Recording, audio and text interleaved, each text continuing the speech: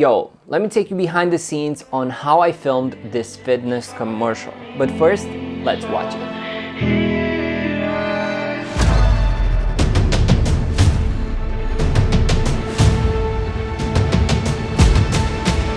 Yeah, coming up, never saying that I done enough. Yeah, the road is rough, but I run it up. Undercover, get a couple bucks, man. How do you feel? You know I ain't losing my focus, twisting my fingers, I'm giving emotion, letting my folks know that it's time to roll and we going wherever we want to. It's inevitable. Look at the dash, incredible too. What I achieve should make up the news. Don't ask where I'm coming for you.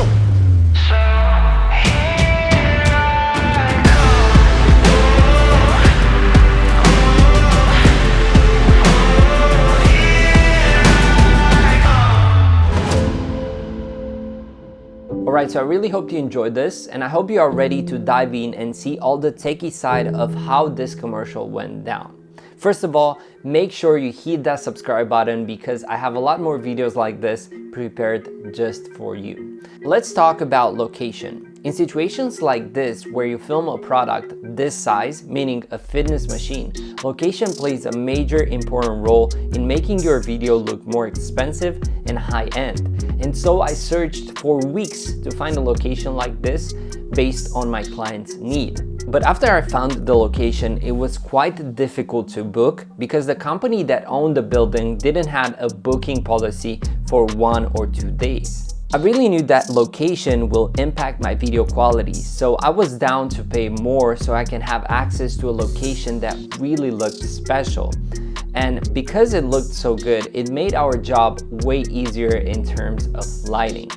And talking about lighting, in order to get these clean images, we used only one light, the Nanlite Forza 300B Mark II, and I haven't used this light with a softbox because I wanted my images to feel sharper and punchier. The location also helped us smooth out the shadows because everything was white around our subject, and the light was bouncing and reflecting out of the white surfaces, making our shadows less harsh. The light was also super powerful, and powerful enough to compensate for the high amount of light that was coming from outside.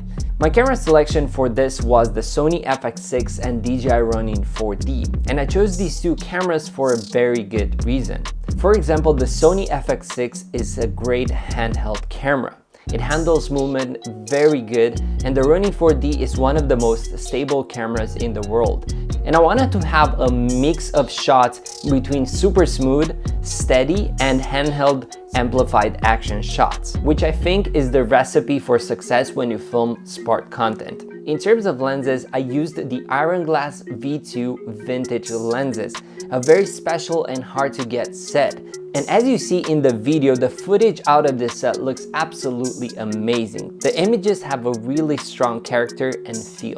Although I haven't used all the lenses from this set because I didn't have the luxury of time to change lenses that often, I used the 37 T2.9, the 58 T2.1, and the 85 T1.4. And it was a great lens selection, to be honest. It helped me maximize all my shots.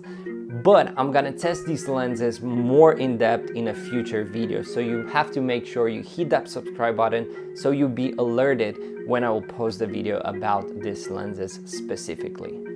When it comes to keeping my subjects in focus, I used the new LiDAR system from PD Movie, which is pretty mind-blowing. It's way easier to use than DJI LiDAR system, and it's battery powered, so it's very easy to set up on your camera rig.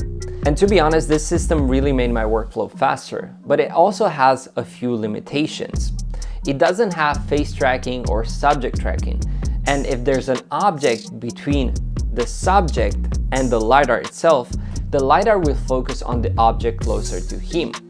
But after you get the hang of it, you are able to avoid this kind of limitations. And overall, this LiDAR system really works great, especially when you move the camera a lot. On the DJI Ronin 4D, I also used a special lens. the 7artisans 9mm lens, one of the widest full frame lens in the world. And because we filmed in this beautiful location, the shots turned out absolutely amazing. Also, the footage on the Ronin 4D is really good. Like, I really like the image, and it's actually really easy to mix it up with the Sony FX6. In terms of camera settings, I filmed with the Ronin 4D at 6K 25 frames per second, and on the Sony FX6 I filmed at 50 frames per second in case I needed some slow motion, which I actually used in some situations. Now you have to make sure you hit that subscribe button because I'm going to take you on another behind the scenes from the same location, but this time shot in the night with ton of lighting and a totally different vibe. So let's meet on the next one, and I hope this video was helpful for you to see exactly how we usually do stuff when we film commercials. I'm Alexander Don, and I cannot wait to see you on the next one. Peace.